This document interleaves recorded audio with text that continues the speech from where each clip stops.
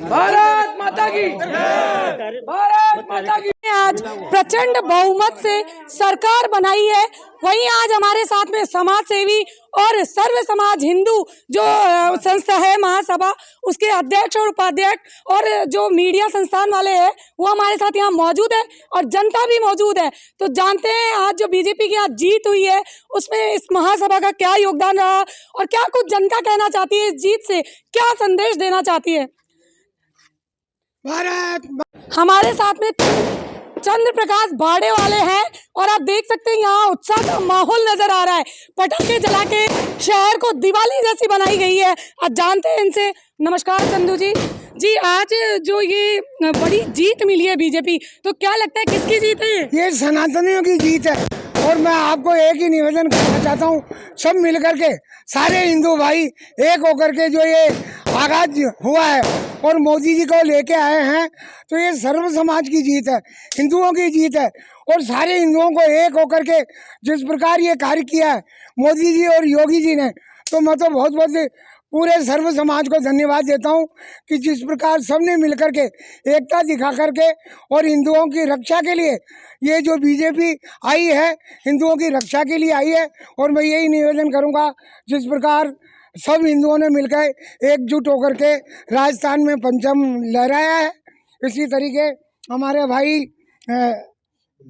गुंजन जी वशिष्ठ ये मीडिया प्रभारी मेरे साथ हैं और मैं इनको भी बहुत बहुत धन्यवाद देता हूँ कि जो इन्होंने पूरा कार्यक्रम मेरे साथ कंधे से कंधा मिला के किया।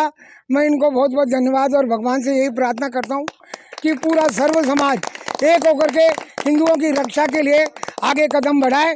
धन्यवाद जी गुंजन जी, जैसा कि आज बीजेपी को बड़ी जीत मिली है, एक ही नहीं 3 जगह से जीत मिली है और आप खुद बीजेपी मीडिया में है, तो कैसा क्या रहा आपका अनुभव जो आज ये जीत मिली है? किसको श्रेय देना चाहेंगे इसका? इस पूरी जीत का श्रेय सनातन को, भारत माता को और भारत माता की जनता को है, जिसने सनातन पे मोहर लगाते हुए अशोक गहलोत को ये बता दिया कि तुष्टीकरण की राजनीति इस देश में नहीं चलेगी। ये देश भारत का देश है, भारत माता का देश है, राम का देश है, कृष्ण का देश है। कुछ बाहर से लोग आए, उन्होंने भारत देश में शासन किया, यहाँ का इतिहास बदल के रख दिया। ये नहीं चलने वाला है भैया। अब ये मोदी जी का राज है, सारे गड़े मुर्दे उखड़ेंगे, सारा इतिहास दोबारा से बदला जाएगा और वास्तविकता में जो सनातन की बात करने वाले लोग हैं वो आज देश चला रहे हैं। 2035 तक हमको इसी तरह सनातन की रक्षा करते हुए मोदी जी का साथ देना है। अगर हम दे पाए तो अखंड भारत का सपना कोई नहीं रोक सकता और ये आप लोगों की जीत है।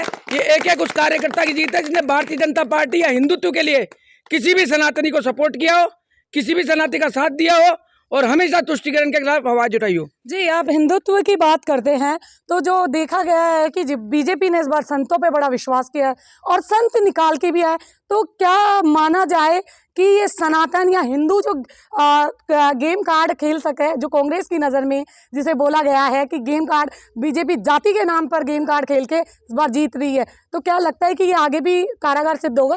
देखो मैं एक बहुत छोटी सी बात बताना चाहूँगा। जो लोग इसको गेम कार्ड कह रहे हैं ना, पहले तो अपना राशन कार्ड चेक करा ले और अपने पुरखों के कागज चेक करा ले कि वो कहाँ से आए। इटली से आई हुई इनकी मम्मी जो आज सनातन का कार्ड बता रही है? भारत की भारतीयता का उनको पता नहीं, संस्कृति का पता नहीं, भारत माता का पता नहीं। राजा भरत हुआ करते थे जिन पे भारत का नाम है, वो क्या हमको सनातन का कार्ड सिखाएंगे? ये देश किसने बसाया था? ये भारतवंश कहाँ से आया था? ये भरतवंश कहाँ से है? चंद्रवंशी सूर्यवंशी कौन थे? इनको इतिहास का पता नहीं है, ऐसी बातें करेंगे। एक छोटी सी बात और कहूंगा, सनातन का पाखंड करने वाले राहुल गांधी जी, आप उत्तर प्रदेश जाते हो तो कंठी पहन लेते हो, आप गोवा में जाते हो तो आप क्रॉस पहन लेते हो, आप जब किसी मुस्लिम कॉन्स्टिट्यूंसी में जाते हो तो आप टोपी लगा लेते हो। ये पाखंड नहीं चलेगा, यहाँ पे एक ही राजनीति चलेगी, या तो सनातन अपना लो या टोपी लगा लो। हम टोपी लगाने वालों के खिलाफ नहीं है, हम टोपी लगाने वालों के बिल्कुल खिलाफ नहीं है। हम खिलाफ हैं आतंकवादियों के, जो सनातन विरोधी विचारधारा है उसके। हिंदू कभी भी ये नहीं चाहेगा कि इस देश में केवल हिंदू ही रहे। जो हमारे साथ हमारी संस्कृति को साथ लेके चल सकता है उसको इस देश में रहने का पूरा हक है।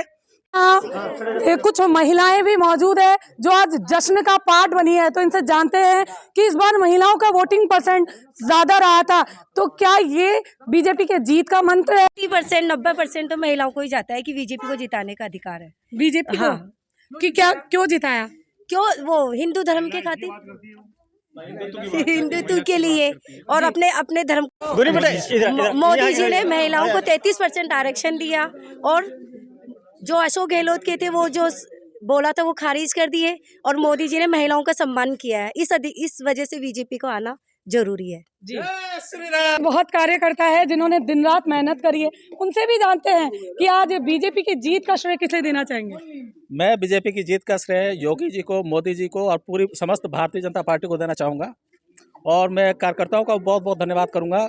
सारे कार्यकर्ताओं ने मिल के बीजेपी के बहुत काम किया है। बहुत बहुत धन्यवाद। आज यहाँ कॉलोनी में जगह जगह आज बीजेपी के जीत का यहाँ जो उत्सव है वो मनाया जा रहा है, और सभी देख सकते हैं आप यहाँ पे एक कॉलोनी वासी खड़े होके आज बीजेपी के जीत का जश्न मना रहे हैं। जी आज यहाँ बीजेपी को बहुमत मिला है, और एक ही नहीं तीनों राज्य में बीजेपी ने अपनी सरकार बनाई है, तो क्या कहना चाहेंगे। मैम बीजेपी को 3 राज्यों में बहुमत मिला है। मुझे इतनी खुशी है, जितना मेरा बच्चा हुआ था उतनी खुशी नहीं हुई जितना बीजेपी में जो 3 राज्यों में हुई है उतनी खुशी नहीं हुई। और मैं ये कहना चाहता हूँ, बीजेपी की सरकार आई है तो महिला है मतलब सुरक्षित है, और जो पेपर लीक होते हैं वो भ्रष्टाचार खत्म हो जाएगा। इसलिए मैं नरेंद्र मोदी जी को, कार्यकर्ताओं को बहुत बहुत धन्यवाद देना चाहता हूँ कि भारतीय जनता पार्टी हमेशा आगे बढ़ती रहे। भारत माता की जय। भारत माता। हमारे साथ में 9 मतदाता है। देखा गया है इस बार जो 9 मतदाताओं का परसेंट भी वो भी काफी ज्यादा बढ़ के आया था, तो उन्होंने किनको वोट दिया है ये भी जानते हैं। जी मैंने बीजेपी को वोट दिया है, और मैं ये देख रहा हूँ कि मेरा फर्स्ट मतदाता है वो बिल्कुल भी खाली नहीं गया है। तो मैं यही कहना चाहूँगा, मेरा फर्स्ट क्यों दिया आपने बीजेपी को। बीजेपी को वो स्टूडेंट की मतलब कि सरकारी है जो मतलब कि जॉब है, पेपर लीक हो रहे हैं, उन्हों को बचा तो सकती है। ये अशोक गहलोत ने क्या किया, अशोक गहलोत ने पूरे पेपर लीक करवा दिए हमारे स्टूडेंटों, जो भी मेरे बड़े भाई है उन्हों के भी लीक हुए। तो मतलब उनकी सरकारी नौकरी लगते लगते मतलब बची हुई है, यानी कि 5 सालों से ट्राई कर रहे हैं सरकारी नौकरी की, पर अशोक गहलोत के राज में 5 साल ही दिए थे। अशोक गहलोत 5 साल ही